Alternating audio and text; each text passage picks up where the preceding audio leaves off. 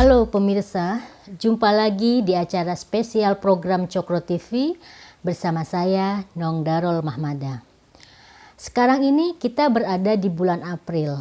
Nah, bicara tentang bulan April, maka yang terbayang dalam ingatan kita tentu saja adalah sosok Raden Ajeng Kartini, pahlawan pejuang emansipasi perempuan di negeri kita. Meski kita sedang dalam kondisi yang sulit karena wabah corona, tentu saja kita tidak melupakan momen Hari Kartini ini. Kenapa kok bisa begitu? Supaya kita tetap berpikir positif dengan mengenang hal-hal yang baik. Karena dengan berpikir yang baik, maka imun kita akan terhindar dari virus corona. Pemirsa, banyak pemikiran Kartini yang bisa kita ulas. Bahkan setiap tahunnya, setiap bulan April, udah banyak dibahas yang bersumber dari korespondensinya dengan sahabatnya dari Belanda. Di sini saya akan membahas tentang pemikiran keagamaan Kartini yang menurut saya sangat luar biasa di zamannya. Sangat langka menemukan karya yang mengupas khusus tentang pemikiran keagamaan Kartini. Yang paling bagus adalah buku T.H. Sumartana tentang agama dan iman menurut Kartini.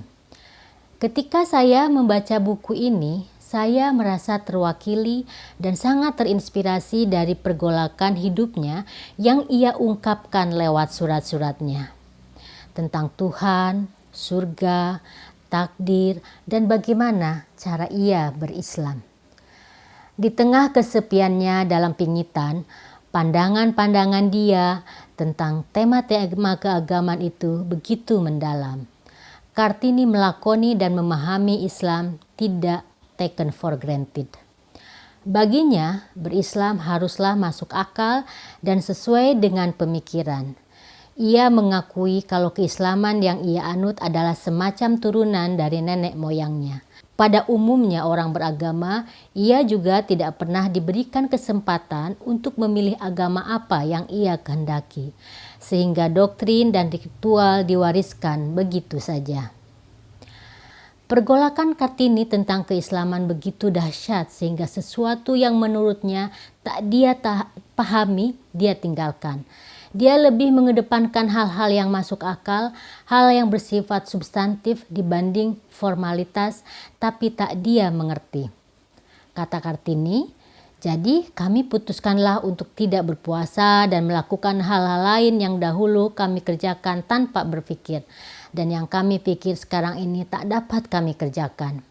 Gelap, kami merasa kegelapan. Tak seorang pun mau menerangkan kepada kami apa yang kami tidak mengerti. Demikian ia tulis tanggal 15 Agustus 1902 kepada E.C. Abendanon.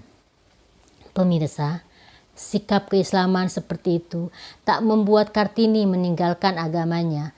Bahkan proses pencarian ini semakin meneguhkan keyakinannya. Ia tetap menjadi Islam meski yang paling utama buat dia adalah kepercayaan terhadap Tuhan.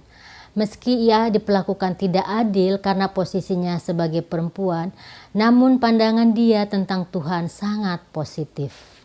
Kartini tak pernah menyalahkan Tuhan. Kartini melakoninya sebagai sebuah takdir yang harus ia jalani dengan positif.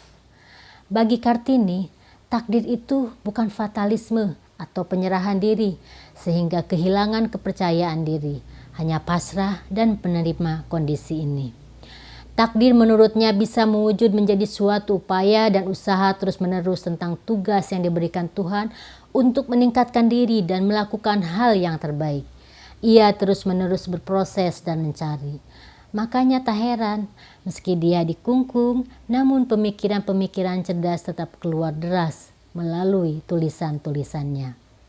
Lewat pemahaman seperti ini, saya melihat Tuhan di mata Kartini adalah kebajikan.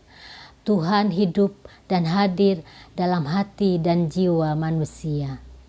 Seperti yang diulas dengan bagus oleh Pramudia Anantatur dalam bukunya Panggil Aku Kartini Saja, pandangan Kartini tentang Tuhan lebih banyak bersifat realistik dibanding metafisik. Kata Kartini, Tuhan kami adalah nurani, neraka dan sorga kami adalah nurani kami. Dengan melakukan kejahatan, nurani kamilah yang menghukum kami. Dengan melakukan kebajikan, nurani kami pula lah yang memberi kurnia. Pemirsa, saya sepenuhnya setuju dengan pandangan Kartini.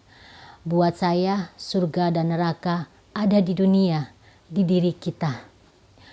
Mencipta surga di dunia, kita mendapat motivasi yang luar biasa menjalani hidup ini sesulit apapun, seperti hidup yang dialami Kartini. Seperti kehidupan kita saat ini, kalau kita anggap ini adalah masa sulit. Meski Kartini hidup di era feodalisme Jawa yang sangat kuat, yang mengagungkan superioritas laki-laki, yang tak memberi tempat dan kebebasan untuk perempuan, tapi ia masih bisa mencipta pemikiran-pemikiran cerdas yang tak akan pernah tuntas dikupas panjang masa. Kita tahu di dunia nyata mungkin hidup Kartini bagai neraka. Dipingit, tak bisa sekolah, dipoligami, tak ada kebebasan.